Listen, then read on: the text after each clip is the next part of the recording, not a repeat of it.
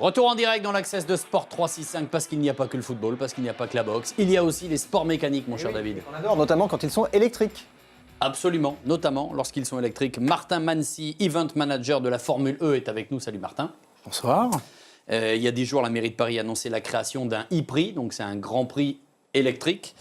Autour des Invalides. Ce sera le premier e-prix de Formule E disputé en France. Il aura lieu le 23 avril prochain. Ce sera la 7e étape du calendrier 2015-2016. Explique-nous toi d'abord d'où tu viens et tu ne travailles pas pour la FIA, hein? Non, je ne travaille pas pour la FIA. Moi, je suis français, de Paris, donc c'est un plaisir et un honneur de travailler chez Formula E et d'organiser la manche parisienne qui aura lieu aux Invalides le 23 avril. Donc, moi, j'ai travaillé dans des agences de marketing sportif à Paris avant et j'ai rejoint il y a 3 ans le championnat qui a débuté il y a 1 an et demi à Beijing en 2015. Alors justement, pourquoi est-ce qu'on a attendu 1 an et demi? Parce que c'est vrai qu'on en a quand même beaucoup parlé de l'émergence et de l'arrivée de la Formule E. Ça fait des années qu'on en a parlé. Ça s'est lancé l'année dernière. Et là, petite déception quand même pour les amateurs. On se dit, ah zut, on n'y a pas le droit, alors qu'on voyait des images exceptionnelles. Parce que le gros truc, il faut rappeler quand même, le gros atout, je trouve, de cette discipline, c'est que ça se déroule dans les villes. Donc, exactement. C'est une journée. Donc la course, c'est pas un week-end, c'est juste une journée, c'est le samedi. Et c'est uniquement dans les centres-villes. C'est vraiment le concept de venir aux gens, aux fans, plutôt que d'aller sur des circuits permanents en province ou ailleurs. Et on a mis du temps à convaincre et à avoir cette ville qui nous supporte. Qui était réticent? C'était pas des réticences en fait, c'est que on a rencontré la nouvelle équipe à la mairie de Paris, la maire Anne Hidalgo, après son élection. On avait quand même consulté auparavant l'équipe précédente, mais il fallait qu'il y ait la nouvelle maire ou le nouveau maire qui arrive pour pouvoir donner une validation politique. Donc voilà, le process ça prend après. Du temps parce qu'il y a des process. Exactement. Donc on l'a rencontré en 2014 après son élection et le temps. En fait, c'est des championnats de septembre à juin. Donc la période européenne est en fin de saison, donc d'avril à juin. Et l'adjoint au sport à la mairie de Paris, Jean-François Martin, c'est en direct avec nous. Bonsoir Jean-François. Bonsoir Alexandre. On est ravis de vous accueillir en direct. Alors, quelle a été d'abord la première réaction, votre première réaction, je parle de tout le staff autour de la mairie de Paris, lorsqu'on est venu taper à la porte en vous disant, vous avez vu, il y a ça quand même, ça serait chouette si on pouvait le faire à Paris. En fait, il y a eu 2 réactions. La première très positive, parce que effectivement, et vous l'avez rappelé en plateau, on était une nouvelle équipe qui arrivait avec un projet de mandature qui notamment faisait la part belle à la voiture électrique dans Paris. Et donc d'avoir des grands symboles pour montrer que Paris était mobilisé sur la voiture électrique, c'était parfait. Et puis il y a une réaction finalement presque un peu négative qui était de leur dire, par contre vous n'êtes pas assez ambitieux. Parce que le premier projet, il n'était pas en plein cœur de Paris, il était dans le bois de Vincennes. Et on leur a dit, si on fait un Grand Prix à Paris, si on fait un Grand Prix de voiture électrique, il faut être au cœur de Paris. Il faut offrir le plus beau Grand Prix du monde. Donc on va le faire, mais on va le faire au cœur de Paris. Et c'est pour ça que vous avez ce magnifique parcours autour des Invalides. Oui, Jean-François, c'est un magnifique parcours et en même temps, on dit souvent que Paris est une ville musée, donc on imagine que le choix du tracé a dû être délicat parce que alors, des endroits magnifiques dans Paris, on en a plein. Ouais. Et après, il faut choisir le bon parce qu'il y a quand même des problèmes de sécurité, j'ai envie de dire, qui se posent. Oui, mais c'est là où on a fait le tour de Paris entre nous, la ville, et puis les équipes de la Formule I en disant où est-ce qu'on a la bonne distance, les bonnes courbes, le nombre suffisant de virages pour la qualité sportive du Grand Prix, et où est-ce qu'on a par ailleurs les conditions de sécurité pour y arriver. Je dois dire qu'on a joué de chance parce qu'on a eu avec le gouverneur militaire de Paris qui gère les Invalides et la préfecture de police des partenaires qui ont souhaité dès le début aussi faire réussir ce projet dans un site qui est incroyablement magnifique et qui est en même temps au cœur de Paris, au cœur y compris des grands lieux de pouvoir, et ils ont rendu tout ça possible. Donc je crois qu'il y a eu de la bonne volonté partout et je crois que c'est pour ça qu'on a réussi. Jean-François, c'est parce que c'est de l'électrique que Paris accueille cette formule? Complètement. J'avoue qu'on n'aurait pas du tout eu la même réaction sur un Grand Prix de Formule 1 classique.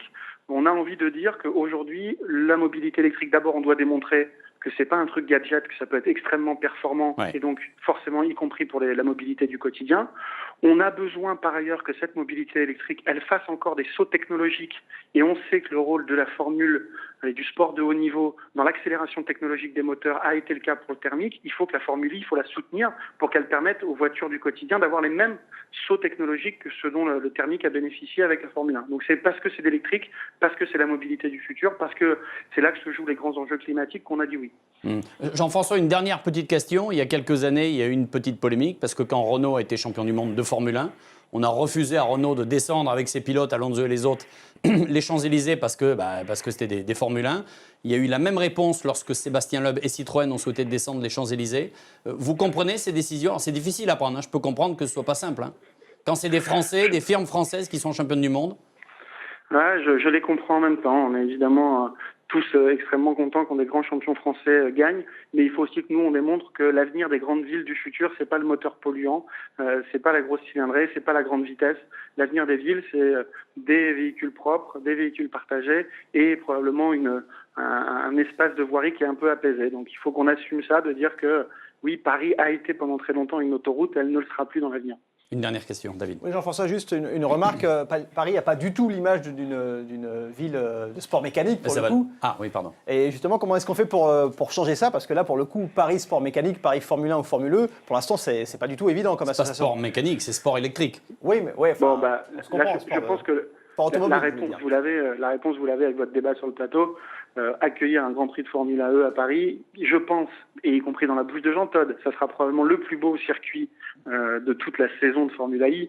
Ça suffira à envoyer un message au monde sur le souci que Paris a de la mobilité et des sports automobiles au sens large, mais avec la perception qui est la nôtre, avec l'approche qui est la nôtre, qui est une approche écologique. Je suis d'accord et je partage votre analyse. Merci beaucoup Jean-François et bravo. Merci d'avoir été en direct avec nous.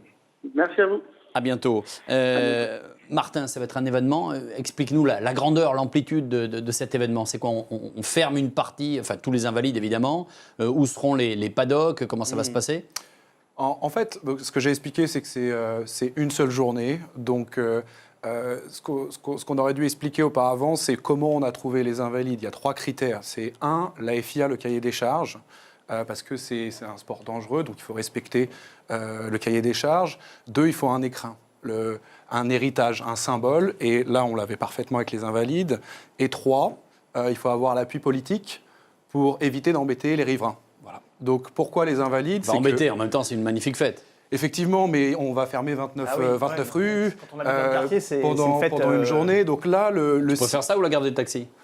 Je plaisante, allons-y. Le site des Invalides est exceptionnel par sa beauté et pour éviter aussi l'ennui auprès des riverains. Donc on va fermer uniquement à partir du vendredi en fin d'après-midi et rouvrir le samedi soir. Donc on va un peu moins déranger. Tous les paddocks sont sur le boulevard Gallieni. Ouais. Donc ça va être génial, super beau. Accès au public. Accès au public, effectivement. On va avoir à peu près 20 000 personnes sur site. En fait, les villes n'ont pas été dessinées pour accueillir du sport automobile. Donc on a on plane 20 000 personnes. Il y a 15 000 billets que nous allons vendre. Il y en a 5 000 que nous allons offrir aux Parisiens. Et après, il y a toutes les hospitalités. Ça va être très gros en réceptif. Voilà. Je vais chercher la petite bête, mais pourquoi pas les Champs-Élysées? Parce que Paris, dans le monde entier, c'est les Champs-Élysées. C'est les pavés. Exactement. Non, mais c'est parce que c'est que le sport automobile. Je savais, mais je ne sais pas moi. Oui, bien sûr. Ouais. Figurez-vous qu'il y a des pavés autour des Invalides, sur la place Vauban. Si, mais ça, connaît pas Sauf que, sur une petite portion de 400 mètres, on a des solutions techniques pour créer un nouveau revêtement. Et les Champs-Élysées, ça aurait peut-être été plus compliqué. On a étudié quand même plus de 30 sites en tout. Pour les Champs-Élysées, oui, c'était nous, on a proposé.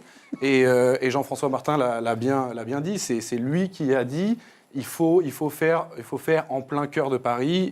Et voilà ce qu'on a réussi à faire. C'est dans 3 mois, le 23 avril. Donc on a encore beaucoup de boulot. Rappelez-nous qui sont les têtes d'affiche, les patrons d'équipe, les pilotes que l'on pourra voir dans Paris. Alors, on a 9 écuries cette saison. La 10e nous rejoindra l'année prochaine, c'est Jaguar qui l'a annoncé. On a beaucoup de personnes célèbres qui sont patrons d'écurie. Il y a Michael Andretti. La légende. Voilà. Il y a Jay Penske. Il y a qui a d'autres? Alain Prost et Jean-Paul Driot. Des grands noms français de l'automobile. On a quand même DS Virgin. Voilà, il y a beaucoup de... Leonardo DiCaprio a une écurie aussi. Ils sont à Monaco. Donc, ils seront là. J'espère qu'il viendra. Il est venu à celle de Long Beach. Bon, c'était pas loin de chez lui.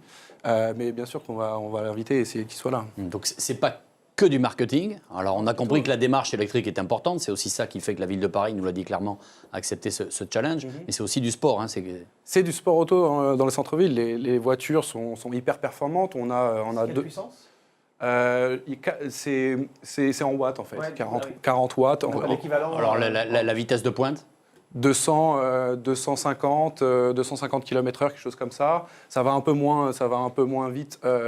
selon les sites. Voilà, selon les sites et selon la distance de la ligne droite. Mais on augmente la puissance pour les essais qualifs. Et après, il y a beaucoup de pilotes. Donc des anciens de la Formule 1, mais aussi des petits jeunes. Jacques Villeneuve, Jean-Éric Vergne, Sébastien Buemi. Exactement. Et 5 Français. Donc en fait, les acteurs français, donc j'ai cité DS, j'ai cité Renault, on a 5 pilotes français, on a Michelin, on a un diffuseur, Canal+, on a beaucoup la Fédération internationale automobile. Jean Todt va aller au circuit quasiment à pied, il est place de la Concorde. Donc oui, il y a beaucoup d'engouement. Donc c'est un très bel événement. Il faut se dire, c'est un très bel événement. Et c'est vrai que c'est du très beau sport automobile. Je pense que ça va être une des plus belles courses de la saison.